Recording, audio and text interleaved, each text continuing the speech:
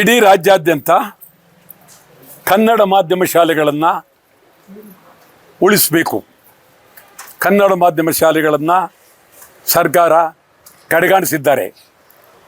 ಕರ್ನಾಟಕ ಏಕೀಕರಣ ಆಗಿ 1956 ನವೆಂಬರ್ 1, ಕರ್ನಾಟಕ ನಾಮಕರಣ ಆಗಿ ಸುಮಾರು 50 ವರ್ಷಗಳ ಕಾಲ, 73 ಇಷ್ಟೆಲ್ಲ ನಡೆದಿದ್ದರೂ ಈ ರಾಜ್ಯದಲ್ಲಿ ಕನ್ನಡ ಮಾಧ್ಯಮ ಶಾಲೆಗಳನ್ನು ಸಂಪೂರ್ಣವಾಗಿ ಕಡೆಗಾಣಿಸಿದ್ದಾರೆ.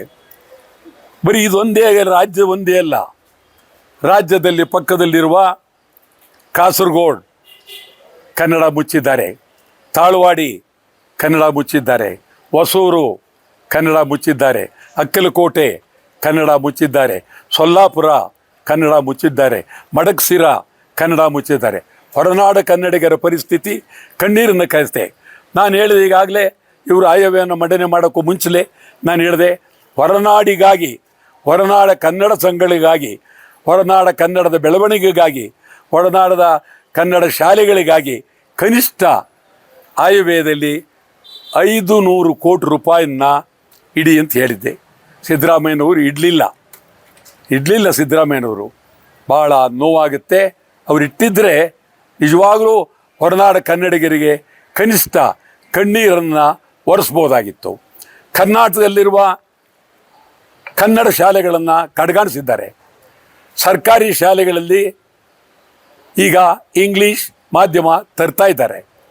ನಿಮ್ಗೆ ಹೇಳೋದಾದರೆ ಈಗ ಸುಮಾರು 800 ಪಬ್ಲಿಕ್ ಸ್ಕೂಲ್ಗಳನ್ನ ತೆಗಿತಾ ಇದ್ದಾರೆ.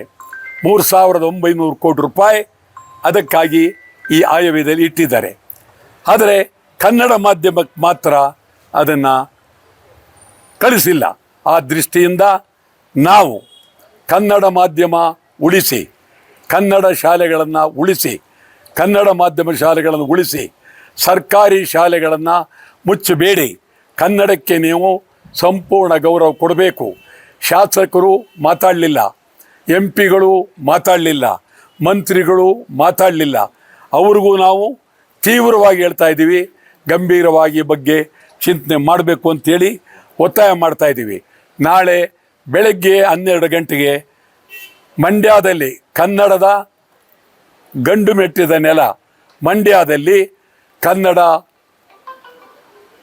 ಉಳಿಸಿ ಅಂತೇಳಿ, ಕನ್ನಡ ಭಾಷೆ ಉಳಿಸಿ ಅಂತೇಳಿ, ಕನ್ನಡ ಮಾಧ್ಯಮ ಉಳಿಸಿ ಅಂತೇಳಿ ತೀವ್ರವಾದಂಥ ಸತ್ಯಾಗ್ರಹ ಹೋರಾಟವನ್ನು ಆರಂಭ ಮಾಡ್ತೀವಿ. ಸರ್ಕಾರಿ ಶಾಲೆಗಳಿಗೆ ಯಾಕೆ ಆಗ್ತಾ ಇದೆ ಅಂತಂದರೆ, ಕನ್ನಡ ಶಾಲೆಗಳು ಶೌಚಾಲಯಕ್ಕಿಂತ ಕಡಿಮೆ, ಶೌಚಾಲಯ ಇದೆಯಲ್ಲ ಅದಕ್ಕಿಂತ ಕಡಿಮೆ.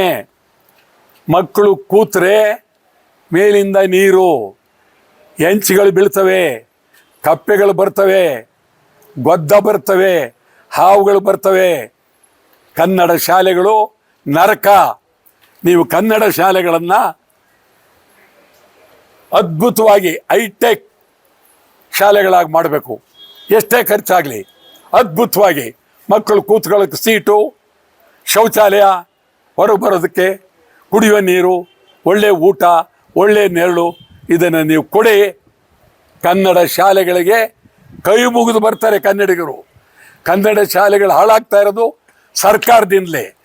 ಕನ್ನಡ ಶಾಲೆಗಳು ಹಾಳಾಗ್ತಾ ಇರೋದು ಶಾಸಕರುಗಳಿಂದ. ಕನ್ನಡ ಶಾಲೆಗಳು ಹಾಳಾಗ್ತಾ ಇರೋದು MP ಗಳಿಂದ. ಕನ್ನಡ ಶಾಲೆಗಳು ಹಾಳಾಗ್ತಾ ಇರೋದು ಮಂತ್ರಿಗಳಿಂದ. ಯಾಕೆ ಗೊತ್ತಾ? ಇವದೇ ಶಾಲೆಗಳು, ಇಂಗ್ಲೀಷ್ ಶಾಲೆಗಳು ಮಂತ್ರಿಗಳದು, ಇಂಗ್ಲೀಷ್ ಶಾಲೆಗಳು MLAಗಳದು, ಇಂಗ್ಲೀಷ್ ಶಾಲೆಗಳು MP ಗಳದು. ಆದ್ದರಿಂದ ಅವರು ಶಾಲೆಗಳನ್ನು ನಡೆಸಿ ಲೂಟಿ ಮಾಡ್ತಾ ಇದ್ದಾರೆ, ಕನ್ನಡವನ್ನು ಕೊಲ್ತಾ ಇದ್ದಾರೆ.